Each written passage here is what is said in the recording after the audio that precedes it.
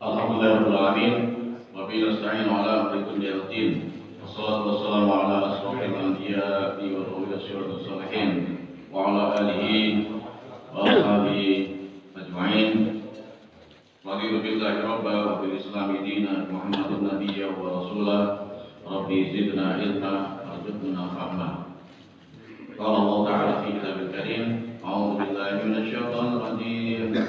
Wa idza adzana rabbukum la in syakartum la azidannakum wa la in kafartum inna 'adzabi lasyadid. Allah ya subhanahu. Bapak Ibu jamaah Masjid Baitul Rahmah yang dibacakan dan kita dirahmati Allah Subhanahu wa taala. Yang pertama dan utama kita senantiasa meningkat kepada syukur Allah Subhanahu wa taala atas limpahan rahmat, nikmatnya kepada kita, nikmat sehat dan nikmat sehat. Semoga amal ibadah kita sampai hari ini diterima Allah Subhanahu wa taala. Amin. Salawat dan salam kita limpahkan kepada Nabi besar Muhammad sallallahu alaihi wasallam serta keluarga sahabatnya, kita menantikan syafaatnya ke akhir kiamat. Amin. Setelah itu sudah berjuang syukur masih berdoa kepada Allah. Mari kita lanjutkan kita hari ini selesaikan kajian kita hadis sahih. Bab makruhnya bertengkar di masjid, meninggikan suara, mencari barang yang hilang, menjual, membeli, menyuarakan atau muamalah yang lainnya ketika di masjid. Wa an Abi Hurairah radhiyallahu anhu sami'a Rasulullah sallallahu alaihi wasallam yaqul man sami'a rajulan yanashatuhu dhallatu fil masjid falyaqul la raddaha Allahu 'alaika fa innal masajida lam tubna li hadza. Rawahu Muslim.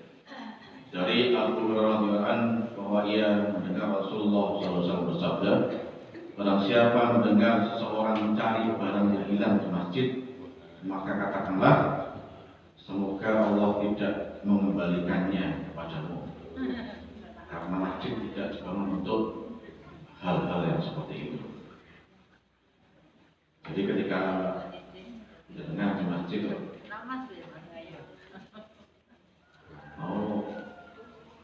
misalnya beli kacamata pun yang kecil, contoh kecil. Atau kalau yang hilang sandal itu apa? Digodei. Jangan mendapatkan yang baik, tinggalkan yang buruk. Berarti itu sandal. Sandalnya larang. Ya. Jadi ketika ada barang yang hilang, kemudian hal-hal lain yang berkaitan dengan harta benda kita, maka jangan kita biarkan di dalam masjid. Wa anna Rasulullah sallallahu alaihi wasallam idza ra'aitum man yabi'u an bi ta'u fil masjid faqulu la arbahallahu bi tijarataka wa idza ra'aitum man yanshudu dhallatu faqulu la raddahu 'alaika. Rawahu Muslim wa haditsun hasan. Jadi yang berkata bahwa Rasulullah bersabda, apabila kalian melihat orang yang berjualan atau membeli di dalam masjid, maka katakanlah, semoga Allah tidak memberi keuntungan pada perniagaanmu.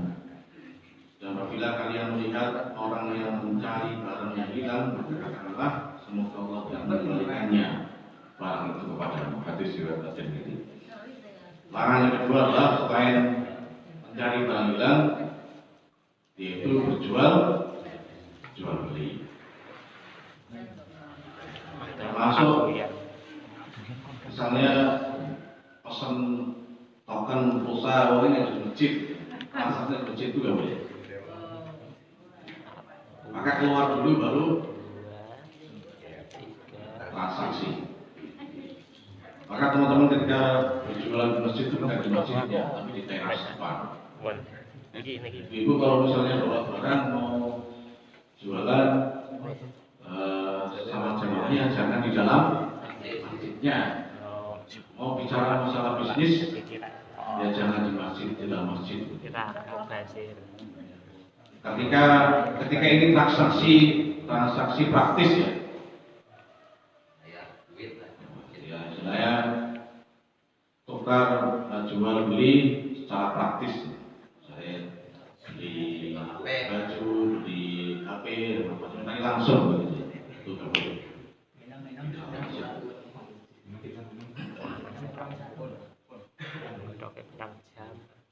Berikutnya, wa'an Amr bin Shu'aib an-Nabihi an jaddihi anna Rasulullah SAW naha an-isyira'i wal bai'i fil masjid wa an tunshada fihi dhalatun aw yusada fihi sihrun. Dari Amr bin Shu'aib dari ayahnya dan kakeknya Rasulullah SAW bersabda atau melarang berjual beli di masjid, dari panggilan di masjid atau membacakan syair di masjid.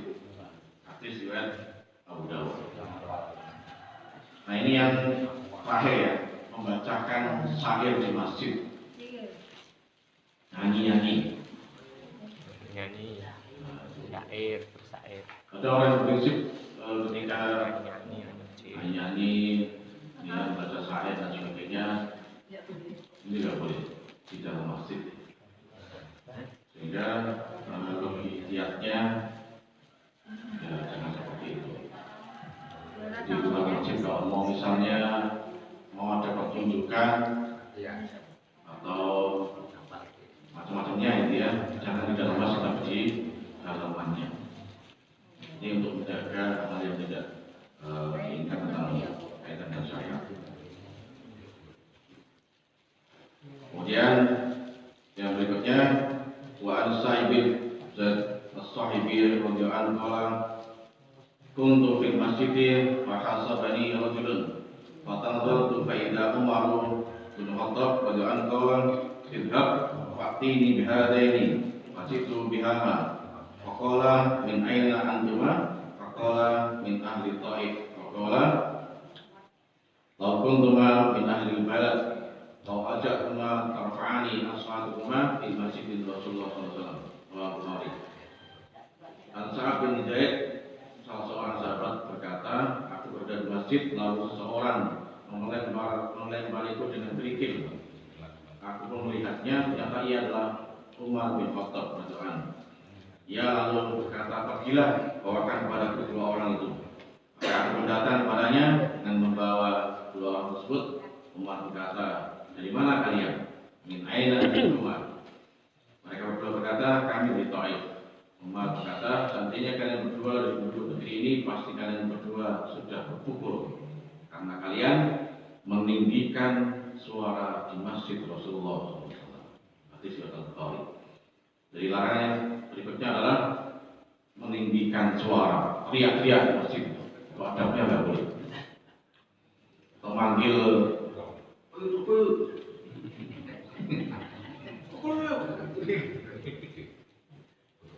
contoh teriak-teriak, bunga-bunga manggil orang atau suara keras, itu nggak boleh. Ini di masa Umar bin Khattab, nek kowe wong karangnya waplok untuk kowe orang untuk kamu bukan orang daerah sini gitu ya. Sehingga mari kita berikan adab-adab ketika kita dalam masjid. Berikutnya larangan bagi orang yang makan bawang putih, bawang merah, bawang bakung atau makanan yang mengandung bau lainnya untuk masuk masjid sebelum hilang baunya, kecuali terpaksa. Ini pete, jengkol dan pete lebih tajam mana baunya? Jengkol. Ada penimah adalah Nabi SAW man akala min hadhihi syajarata yakni astuma la yaqrabanna masjidana. Artinya la yaqrabanna masjidana. Muttafaqun alaih.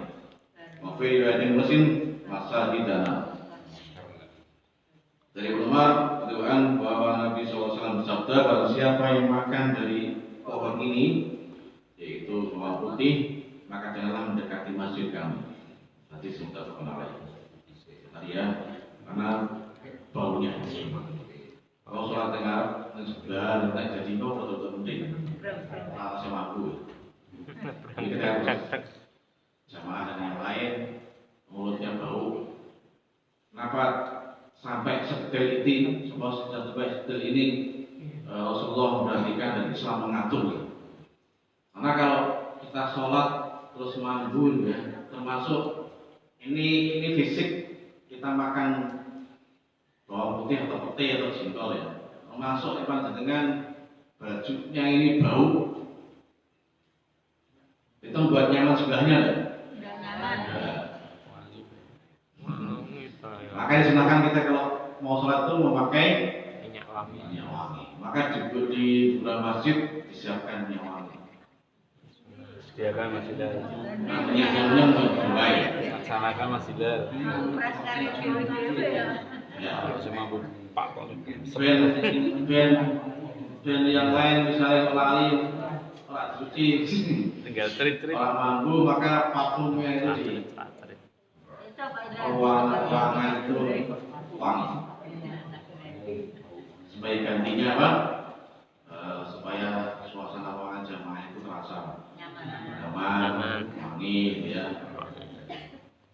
Wes baju lari cuci, mampu, gitu ya. Itu membuat yang lain nyaman. Itu ilustrasi sehingga kita beratkan adab-adab berjamaah ketika kita di masjid. Sehingga ini bagian dari servis pelayanan kita untuk jamaah. Berikutnya Anas bin Qala Nabi sallallahu alaihi wasallam man akala min hadhihi syajaratin fala yakrubanna fala yusallina ma'ana. Anas berkata Nabi sallallahu alaihi wasallam bersabda, barang siapa yang makan dari pohon ini, yaitu bawang tadi ya, bawang bisa pete, jengkol dan teman-temannya, maka janganlah sekali yang mendekat dan sholat bersama kami. Langsung gas.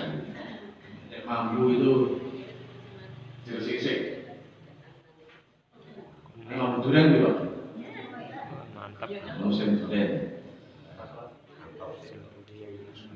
Durian pas mulai mampu durian dulu ya. Wan Jabir dan qala Nabi sallallahu alaihi wasallam man akala sauman aw basalan falyatasilanna aw falyatajilan masjidana. Muttafaqun alaih. Wa riwayatin di Muslim man akala basala wa thuma wal kalsa wa la yaqrabanna masjidana fa inna malaikata tana'adza mimma yata'adza minhu binumi Adam. Jabir berkata Nabi sallallahu alaihi wasallam, barang siapa yang makan bawang putih atau bawang merah, maka jauhilah kami dan jauhilah masjid kami. Muttafaqun alaih. Dalam riwayat lain disebutkan barang siapa yang makan bawang putih, bawang merah dan bawang bakung yang apa ya?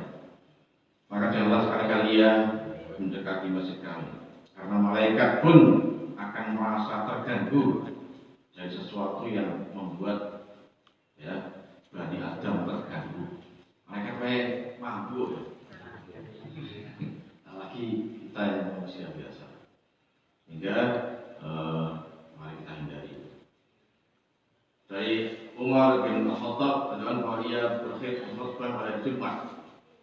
Ia berkata di dalam khutbahnya, kemudian sesungguhnya kalian wahai manusia, kalian suka makan buah pohon yang aku tidak melihatnya melainkan mengandung bau yang tidak diadabkan, yaitu bawang merah dan bawang putih. Pada subuh kemudian Rasulullah SAW apabila mendapatkan bau keduanya dari seseorang di masjid, dia memerintahkan agar orang tersebut dikeluarkan dari baki. Oleh karena itu, barang siapa yang memakannya tidaklah menghilangkan baunya dengan dimasak. Nah, dimasak kan untuk mampu, tapi yang berdua. Lebih bau tajam kalau dimakan mentah-mentah itu. Biasanya kalau nasi goreng pete itu digoreng. Nah, sama tidur.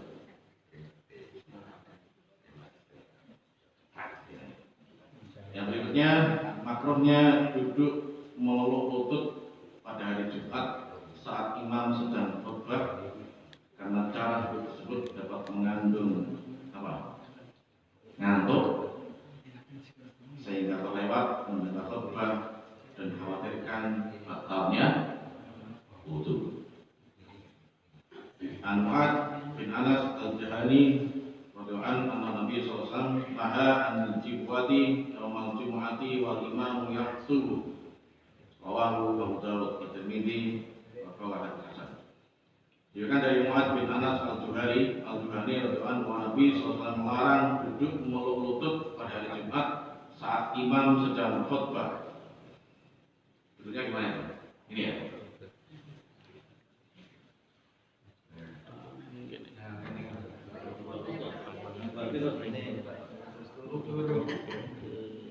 Itu yang turu.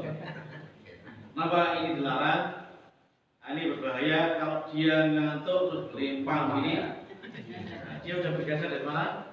Tempat duduknya, dan itu membatalkan wudu.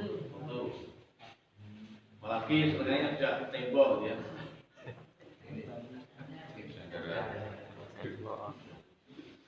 Ya, jadi bersandar, kemudian ngantuk, bersandar tok nggak salah.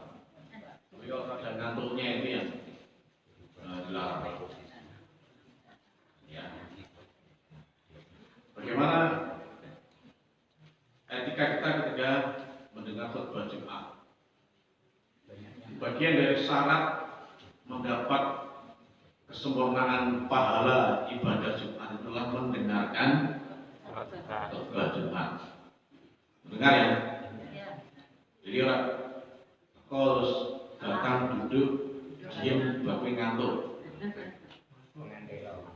Bukan sekedar diam toh, tapi juga harus mendengarkan supaya kita mendapat fadilah dari ibadah rangkaian paket sholat Jumat kita ini. Mana saya diprotes sama jemaah di Surabaya, Ustaz, kalau dia ketika saya menjelaskan sahnya orang sholat Jumat itu kan ketika dia datang masih mendapatkan rakaat yang berapa? Kedua, ketika dia harus mengganti dengan sholat zuhur. Nah ini. Jadi ketika dengan datang berkurut terlambat ya, terus mendapati sudah rakaat kedua, ya, maka jenazah menyempurnakan pada rakaat yang kedua, meskipun imam sudah selesai salat. Tapi ketika dengan terlambat pada rakaat yang kedua, ya, maka tidak menyempurnakan menjadi sholat dua rakaat, maka dengan harus mengganti menjadi sholat zuhur. Dengan protes. Katanya haji kalau belum terlambat rakaat kedua, kalau menyempurnakan di rakaat bahwa berdiri satu rakaat menyempurnakan dua. Bagaimana ketika dia datang saja terlambat ya, khotib sudah berkhutbah, datang saja dia sudah tidak mendapat manfaat. Jadi bedakan antara sahnya sholat Jumat dengan fadilah mendapatkan rangkaian Jumatan. Kalau sahnya ketika jenengan masih mendapati rakaat kedua kemudian imam rukuk dengan mengikuti itu, selesai tahiyat dengan berdiri menyempurnakan dua rakaat, itu masih sah sholat Jumatannya. Tapi ketika sudah tidak mendapat rakaat kedua maka jenengan harus mengganti sholat zuhur, itu sah.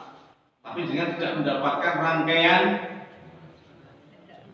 barokah manfaat dari sholat Jumat itu, manfaat dari khutbah Jumat, manfaat dari apa? masuk masjid iktikaf itu nggak kita dapatkan karena dengan terlambat datangnya. Bisa dipahami ya? Jadi ini, maka para bapak-bapak kalau sholat Jumat jangan lambat. Karena paling telat-telatnya itu ketika azan itu dengan posisi masjid. Kalau sudah terlambat, apalagi khotib sudah naik membaca khutbah,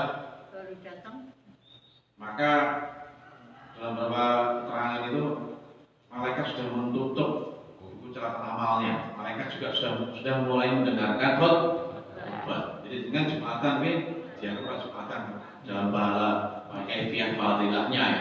Karena malaikat sudah menutup catatan amal kebaikannya. Tapi jadinya masih sah, masih terlambat Jumat.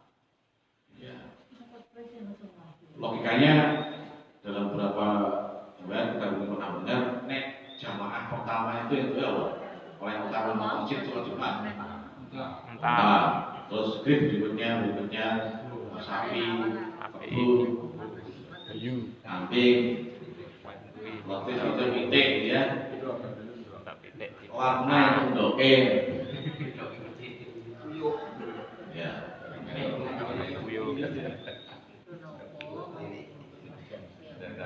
Ya. Maka dalam beberapa kajian fikih sahnya Jumat itu ada berapa?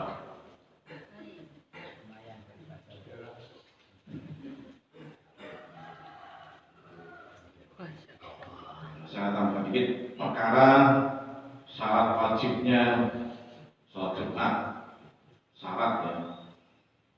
Yang pertama Islam sudah dewasa, karena sendiri itu wajib Jumatan. Kalau sehat, jadi Jumatan itu tentu Jumat berkah, ini, ya.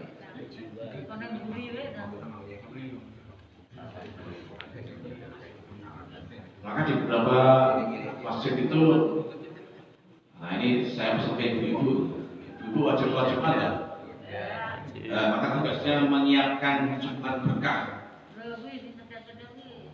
Jadi orang berbudul. Iya, itu belum ada insiden terus wabah, jempalingan, keroyokan. Saya di SMK itu pernah meja tempat Jumat berkah ini ngambruk gara-gara jangan jadi SMK itu rebutan. Jadi ini roboh gara-gara rebutan Jumat berkah. Bayu nih gitu. Ya. Maka ibu tugasnya nanti menjaga stand Jumat berkah membagi bintang itu mulai tertib. Nah, syukur jamaah bagi kabeh sunatul siap donasi cari sunatul berkah sehingga setiap Jumat pasti ada sesuatu. Ada bedino none muter kampung sempolan. Jadi Jumat minggu pertama muni apa? Anteng. Minggu kedua apa? Ayam. Nasi padang. Minggu keempat tiga apa? Itu sudah dua masih ya. Jadi setiap Jumat berkah itu menunya beda sehingga jamaah itu termotivasi. Anak-anak itu termotivasi. Kalau kita motivasi gue cukup berkah itu enggak tapi lama-lama dia akan mulai cinta pada masjid. Ya, daripada ini mau dolanan HP, dolanan apa, waktu kadang-kadang itu malah Jumatan. Ya, ya. Ibu siap ya? Orang siapa nih berarti siap. Banter kok media nih. Jadi siapkan supaya anak itu tertib. Saya bayangkan itu kalau gue dia